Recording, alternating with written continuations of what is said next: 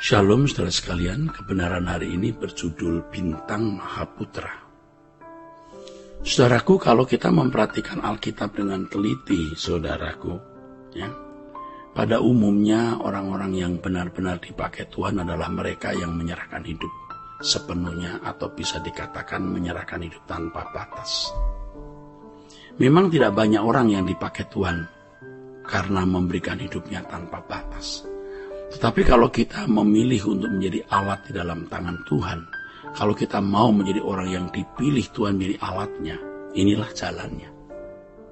Memberi segenap hidup tanpa batas bagi Tuhan.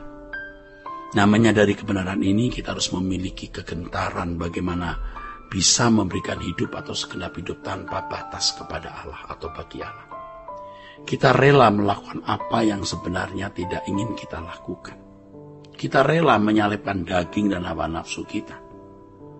Atau kita berani melakukan apa yang sebenarnya di luar kemampuan kita.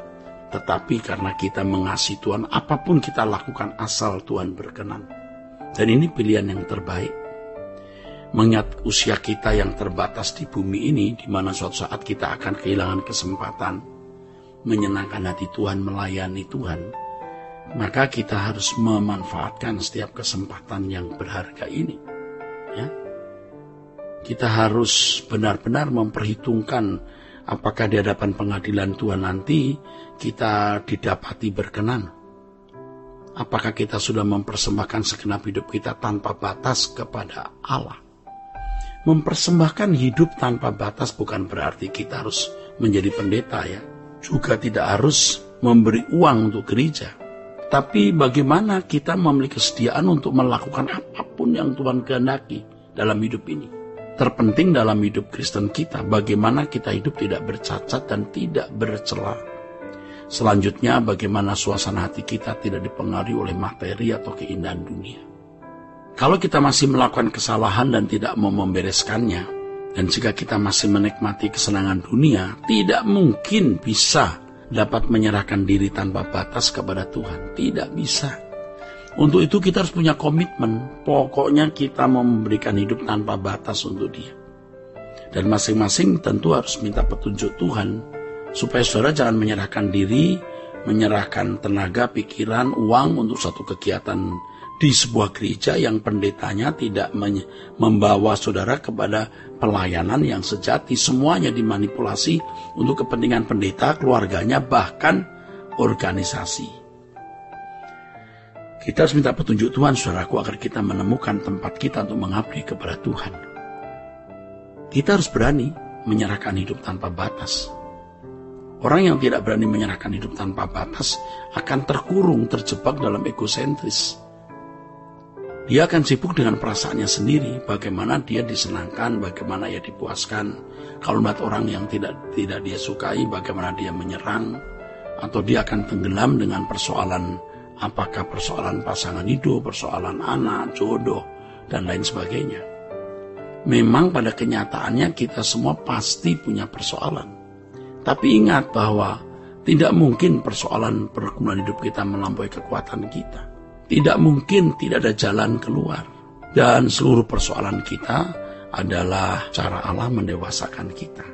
Saudaraku, seberat dan sebanyak apapun masalah kita, jangan tenggelam di situ. Tenggelamlah dengan tekad bagaimana mempersembahkan hidup tanpa batas bagi Tuhan. Bagaimana dalam setiap kata yang kita ucapkan, tindakan yang kita lakukan, setiap buah pikiran yang terlintas, kita selalu menyenangkan hati Allah. Mari kita mulai dari situ dulu. Dari hal sederhana dalam keseharian hidup ini. Sehingga kita bisa benar-benar memberi yang terbaik bagi Tuhan dan segenap hidup kita. Nah, orang-orang seperti ini akan mendapatkan bintang Mahaputra atau menjadi anak unggulan. Tentu bintang Mahaputra yang terutama, yang sulung itu Tuhan Yesus. Lalu kita mengikuti jejaknya menjadi orang-orang yang mendapatkan predikat anak yang berkenan, anak kesukaan. Itulah karunia sulung roh, seperti yang dikatakan dalam Roma pasal 8. Sejatinya inilah satu-satunya yang kita rindukan. Ini yang kita targetkan untuk kekekalan kita. Untuk itu saudara tidak harus sekolah teologi tidak harus menjadi aktivis gereja. tidak harus menjadi pendeta. Justru kadang-kadang sekolah teologi, menjadi aktivis gereja, bahkan menjadi pendeta, malah ngawur. Artinya merasa diri sudah benar, merasa diri sudah berkenan, merasa diri sudah memenuhi apa yang Allah kehendaki, dan ia tidak sungguh-sungguh belajar lagi dari hal-hal kecil untuk bisa menyenangkan hati Allah. Tidak sedikit para pendeta merasa dia berhak menerima kolekte, merasa berhak untuk dilayani jemaat, merasa berhak untuk mendapatkan fasilitas, sehingga jabatan pendeta, jabatan pelayan Tuhan menjadi komoditas untuk memiliki berbagai fasilitas hidup. Dan memang faktanya tidak sedikit mereka yang kemudian menjadi orang-orang yang berlimpah materi. Wah, itu mengerikan kalau suatu hari ada di hadapan pengadilan tahta Kristus. Mengerikan untuk pendeta-pendeta seperti itu. Dan itu yang menjadi kegentaran kita, saudara. Nah, inilah yang mestinya membuat kita berjaga-jaga dari percintaan dunia. Suatu hari semua kita akan telanjang di hadapan pengadilan tahta Kristus. Ya. Jadi saudaraku sekalian, kalau kita datang kepada Tuhan, jangan hanya sedang membawa persoalan, ya. Kita menangis karena kita punya beban-beban, pergumulan hidup fana.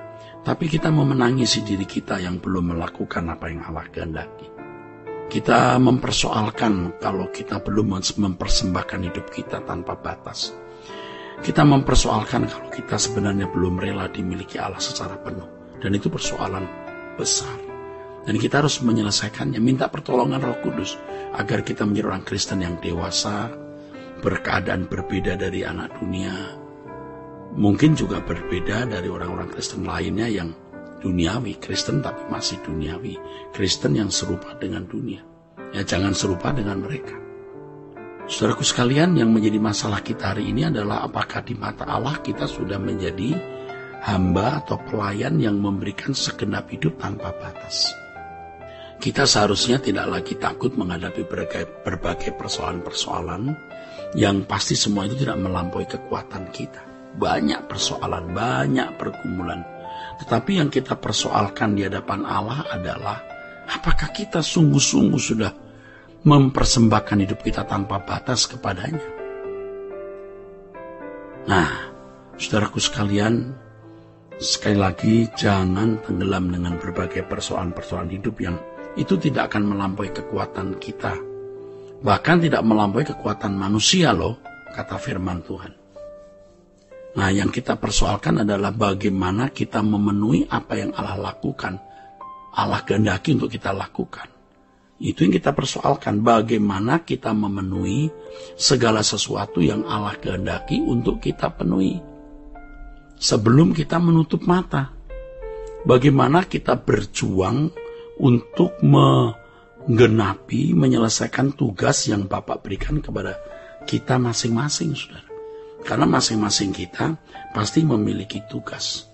Kalau perlu kita yang menyodor-nyodorkan diri, ya artinya kita yang menyodor-nyodorkan diri. Bapak, apa yang harus kulakukan? Apa yang belum kupenuhi?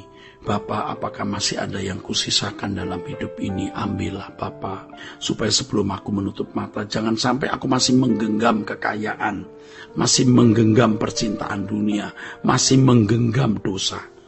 Kita harus memiliki perasaan krisis yang dalam ya mengenai hal ini. Saudaraku, kita harus berjuang tanpa batas dan mempersembahkan hidup segenapnya bagi Allah. Sehingga suatu hari ketika kita menghadap Bapa di surga, ya seperti orang yang mendapat bintang Mahaputra di negeri ini, kita juga mendapat bintang Mahaputra di hadapan Bapa di surga di samping Tuhan Yesus. Sola Gracia.